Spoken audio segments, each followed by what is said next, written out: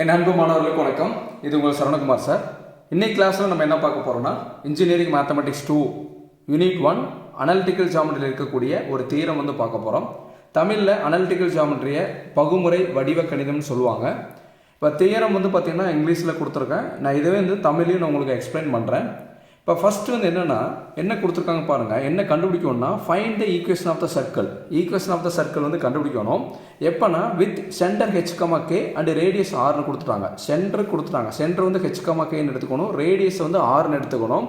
அப்போ centre ஹெச்,கேவும் radius ஆராக இருக்கும்போது இதனோட ஈக்குவேஷன் ஆஃப் த சர்க்கிள் வந்து என்னன்னு சொல்லி நம்ம வந்து என்னென்னா கண்டுபிடிக்கணும். தமிழில் எப்படி சொல்லலாம்னா சென்டரை வந்து பார்த்திங்கன்னா தமிழில் மையம்னு சொல்லுவாங்க, சரிங்களா. ரேடியஸ் வந்து பார்த்திங்கன்னா ஆரம்னு சொல்லுவாங்க.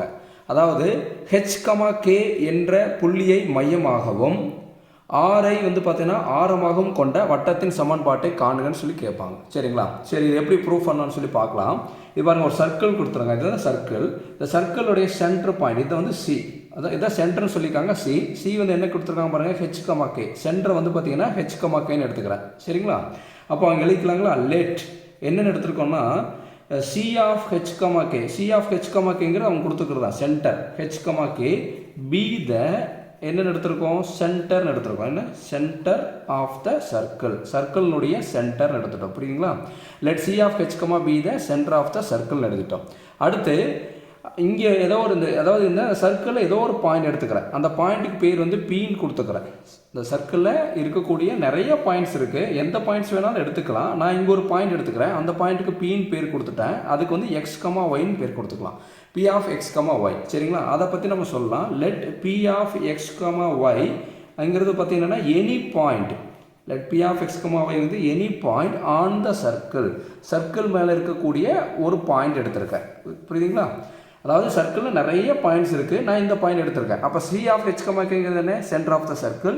பி ஆஃப் எக்ஸ், ஒய்ங்கிறது பார்த்தீங்கன்னா any point on the circle. Circle மேலே இருக்கக்கூடிய ஒரு பாயிண்ட் எடுத்துட்டேன், சரிங்களா. இப்போது இந்த சர்க்கிள் அதாவது சென்டருக்கும் இந்த பி ஆஃப் எக்ஸ், ஒய் அதாவது பார்த்தீங்கன்னா any point on the circle, circle மேலே இருக்கக்கூடிய ஒரு பாயிண்ட்டுக்கும் உண்டான டிஸ்டன்ஸ் தான் வந்து ரேடியஸ்.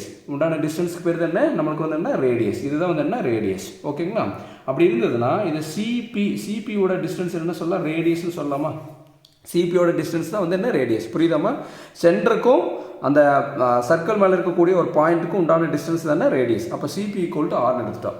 இப்போ நம்ம என்ன கண்டுபிடிக்கணும்னா சென்ட்ரோ புரியுது கொடுத்துட்டாங்க, ரேடியேஷன் கொடுத்துட்டாங்க. இதுக்கு வந்து ஈக்குவேஷன் ஆஃப் த வந்து சர்க்கிள் கண்டுபிடிக்கணும். இப்போது நம்மளுக்கு நல்லா தெரியும் டிஸ்டன்ஸ் ஃபார்முலா இருக்குது பார்த்தீங்களா. Distance formula D equal to square root of x2 minus x1 whole square plus y2 minus y1 whole square. இதை வந்து டிஸ்டன்ஸ் ஃபார்முலா. இப்போ நான் என்ன பண்ணுறேன்னா இந்த சென்டர் ஹெச்,கேன்னு இருக்குது பார்த்தீங்களா. இந்த பாயிண்ட், இந்த ரெண்டு பாயிண்டில் நம்ம எது வேணாலும் x1 y1 வச்சுக்கலாம். அதாவது இது x1 y1 இது x2 y2ன்னு வச்சுக்கலாம். இல்லை இது x1 y1 இது x2 y2ன்னு கூட நம்ம வந்து வச்சுக்கலாம், சரிங்களா. இப்போ நான் என்ன பண்ணுறேன்னா இந்த சென்டர் வந்து பார்த்தீங்கன்னா ஹெச்,கேவை இது x1 y1 எடுத்துக்கிறேன். இந்த பாயிண்ட்டை x2, y2ன்னு எடுத்துக்கிறேன். நம்ம எந்த பாயிண்ட் வேணாலும் எப்படி வேணாலும் எடுத்துக்கலாம், நான் இப்படி எடுத்துக்கிறேன். இப்போது நம்மளுக்கு தெரிஞ்ச இந்த டிஸ்டன்ஸ் ஃபார்முலா நான் சப்ஸ்டிட் பண்ணுறேன். எதுக்கு உண்டான டிஸ்டன்ஸ் கண்டுபிடிக்கிறோம், அதாவது சிக்கும் அதாவது சிபி இதனுடைய டிஸ்டன்ஸ் என்ன, நம்மளுக்கு வந்து ரேடியஸ், ஓகேங்களா. அதனுண்டான டிஸ்டன்ஸ் என்ன ரேடியஸ். அப்போ சிபிக்கு உண்டான டிஸ்டன்ஸ் வந்து ரேடியஸ் ஆர் எழுதிட்டேன். Equal to square root of x2 minus x1 whole square. புரியுதுங்களா. அங்கே x2க்கு பதில் இங்கே என்ன இருக்குது பாருங்கள், x2 இருக்க இடத்துல என்ன இருக்குது, எக்ஸ் இருக்குங்களா, அங்கே எழுதிக்கலாம். ப்ராக்கெட்டுக்கு ப்ராக்கெட், x2க்கு பதில் எக்ஸு, நடுவில் என்ன இருக்குது மைனஸ்க்கு மைனஸ், x1க்கு பதில் என்ன கொடுத்துருக்காங்க பாருங்கள் ஹெச். அப்போ x minus H whole square, நடுவில் ப்ளஸ்ஸு, இந்த ப்ராக்கெட் ஓப்பன் பண்ணி ப்ராக்கெட் க்ளோஸ் பண்ணி இப்படி ஸ்கொயர் கொடுத்துக்கலாம். இங்கே என்ன கொடுத்துருக்காங்க பாருங்கள் y2க்கு பதில் என்ன கொடுத்துருக்காங்க பாருங்கள், y2க்கு பதில் என்ன இருக்குது y, ஃபார்முலா இருக்கக்கூடிய மைனஸ்க்கு மைனஸ், y1க்கு பதில் என்ன கொடுத்துருக்காங்க k. அப்போ y minus k whole square. இப்போது நம்மளுக்கு இந்த மாதிரி ஸ்கொயர் ரூட் வந்துட்டாலே அதை நம்ம கேன்சல் பண்ணுறதுக்கு நம்ம என்ன பண்ணணும், ஸ்கொயரிங் ஆன் போத் சைட்ஸ். ரெண்டு சைடு என்ன பண்ணுறோன்னா ஸ்கொயர் பண்ணுறோம், சரிங்களா. ஸ்கொயர் பண்ணும்போது நம்மளுக்கு என்ன ஆகும், ஸ்கொயர் ரூட் வந்து நம்மளுக்கு கேன்சல் ஆகிடும். இது எப்படி கொடுத்துன்னு புரியுதுங்களா. ரெண்டு பாயிண்ட்டுக்கு முன்னாடி டிஸ்டன்ஸ் ஃபார்முலா யூஸ் பண்ணியிருக்கேன். இதில் வந்து பார்த்தீங்கன்னா ஸ்கொயர் ரூட் ஆஃப் x2ஓட வேல்யூ எக்ஸு மைனஸ் x1ஓட வேல்யூ ஹெச். அப்போ வந்து x2 மைனஸ் x1க்கு மேலே x minus h whole square, y2 minus y1 whole ஸ்கொயருக்கு மேலே y minus k whole square. இந்த ஃபார்முலாவில் நான் இதை சப்ஸ்டிட் பண்ணி தான் நம்மளுக்கு கிடச்சிருக்கு. இப்போ ஸ்கொயரிங் ஆன் போத் சைடு கொடுக்கும்போது இங்கே லெஃப்ட் சைடு ஆர் இருக்கிறனால நம்மளுக்கு என்ன ஆகும், ஆர் ஸ்கொயர்னு வரும். இங்கே என்ன இருக்குது, ஸ்கொயர் ரூட் இருக்குது. அதாவது என்ன, x minus h whole square plus y minus k whole square, இதுக்கு ஹோல் ஸ்கொயர், அதான் ஸ்கொயரிங். இப்போ என்ன ஆகும், இந்த ஸ்கொயரும் ஸ்கொயர் ரூட் நம்மளுக்கு என்ன ஆகிடும், கேன்சல் ஆகிடும். அப்போ நம்மளுக்கு கிடைச்சிருக்குது என்ன, R square equal to X minus H whole square plus Y minus K whole square. இதுதான் நம்மளுக்கு ஒன்று ஈக்குவேஷன் ஆஃப் த சர்க்கிளுடைய உண்டான ஃபார்முலா. புரியுதுங்களா? இது என்னென்னா நமக்கு ஈஸியாக இருக்கிறதுக்காக இந்த டேர்மை இந்த சைடு திருப்பி எழுதிக்கிறேன். X minus H whole square plus Y minus K whole square equal to R square. இங்கே ப்ராக்கெட் கொடுத்துக்கலாம் ஆர் ஸ்கொயர்.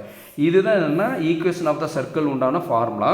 இந்த அதாவது என்ன, சென்டர் ஹெச் கமா கே கொடுத்து ரேடியஸ் ஆர் இருக்கும்போது ஈக்குவேஷன் ஆஃப் த சர்க்கிள் என்னன்னு கேட்டாங்கன்னா X minus H the whole square plus Y minus the K whole square equal to R square.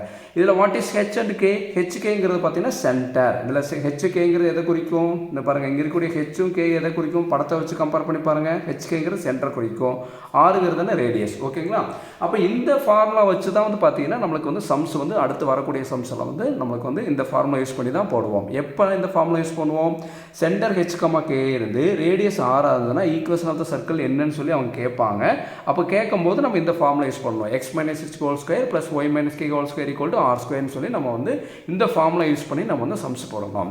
சரி, இதில் ஒரு ஹிண்ட் தரேன். என்னென்னா நோட் பண்ணிக்கோங்க. இந்த ஹிண்ட் என்னென்னா, அதாவது சென்டர் ஆரிஜினாக இருக்குன்னு வைங்களேன். சென்டர் ஆரிஜின்னா என்னென்னா சென்டர் 0,0.